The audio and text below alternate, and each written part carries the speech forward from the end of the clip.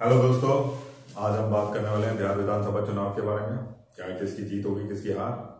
अब मैं थोड़ा ऊंचा बोलूंगा क्योंकि मेरी आवाज़ बहुत स्लो जाती है और माइक भी यूज़ किया है, पर फिर भी मेरी आवाज़ में इतना ऊंची नहीं जाती है। तो हम बात करेंगे बिहार विधानसभा चुनाव के बारे में कि किसकी जीत होगी।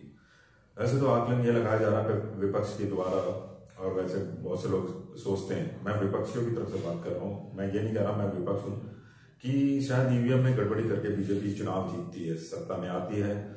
जैसे कि राजस्थान और मध्य प्रदेश का चुनाव हुआ, उसमें मध्य प्रदेश के विधानसभा चुनाव में तो ऐसा लग रहा था कि बीजेपी की करारी हार होगी, क्योंकि एंटी इनकम्बेंसी बहुत जोरों पे थी और शिवराज चौहान 20 साल से राज कर रहे थे मध्य प्रदेश में। और हालांकि राजस्थान में कांग्रेस की सरकार थी, गहलोत थे मुख्यमंत्री, लेकिन ऐसा लग रहा था कि बीजेपी कांग्रेस राजस्थान मध्य प्रदेश तो जीत लेगी, क्योंकि मध्य प्रदेश में एंटी इनकम्बेंसी थी।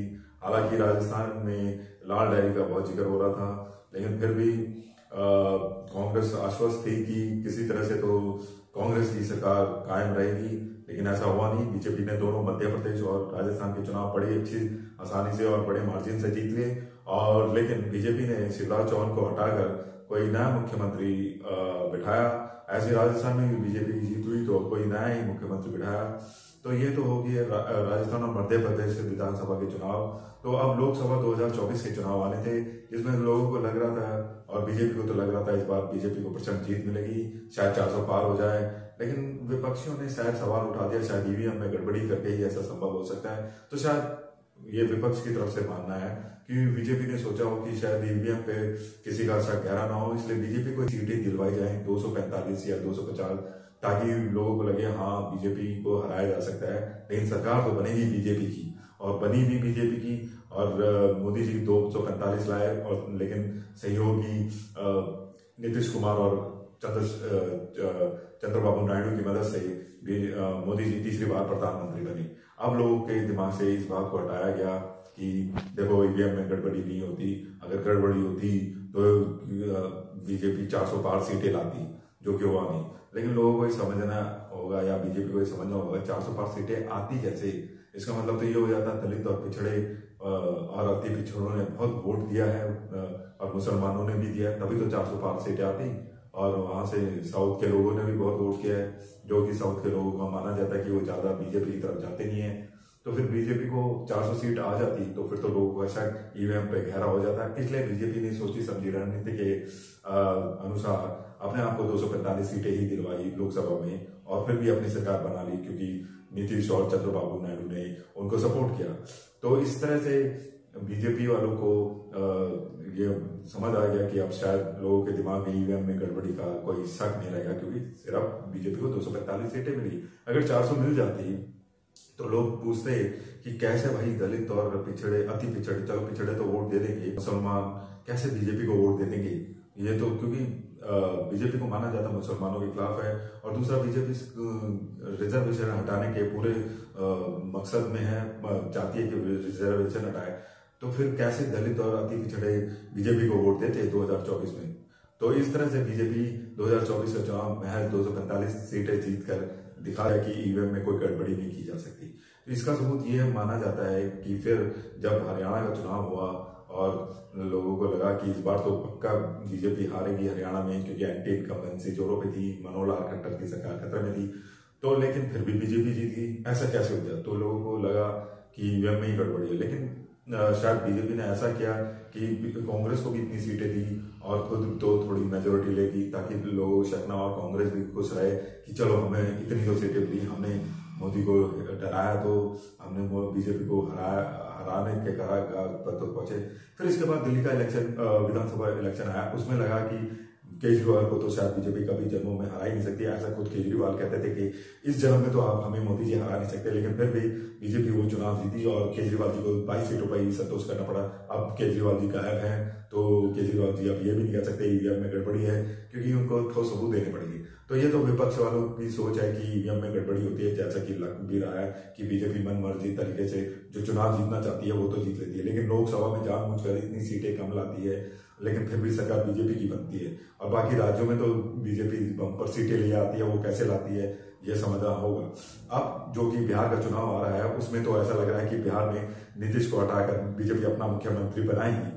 ऐसा हो गया तो फिर बिहार नीतीश का क्या होगा, एक नाथ शिंदे की तरह उनका हाल हो जाएगा कि वो बीजेपी के ही सीएम को समर्थन करेंगे। ये देखने वाली बात होगी, क्योंकि ऐसा लग रहा है जब बीजेपी जीतती ही जा रही है सारे चुनाव, तो जाहिर सी बात है बीजेपी बिहार का भी चुनाव जीत, लेकिन और इस महाराष्ट्र की तर्ज पर सिंगल लार्जेस्ट पार्टी होकर बिना नीतीश के सहयोग के बीजेपी अपनी सरकार बना लेगी और अपना मुख्यमंत्री देगी। इसमें नीतीश जी का मुंह खुला खुला रह जाएगा, ना तो वो जाकर गठबंधन में मिल सकते हैं महागठबंधन में, और ना ही बीजेपी को छोड़ सकते हैं। तो ये नीतीश के लिए बहुत बुरी बात होगी। और लेकिन अगर दूसरी तरफ देखा जाए, बीजेपी चाहेगी कि लोगों के दिमाग से ईवीएम में गड़बड़ी का मुद्दा हटाया जाए, तो वो जानबूझ के इतनी सीट कम लाएगी, लेकिन नीतीश की सीटें ज्यादा करेगी, लेकिन महागठबंधन को जीतने नहीं देगी और फिर से नीतीश को मुख्यमंत्री बनाएगी।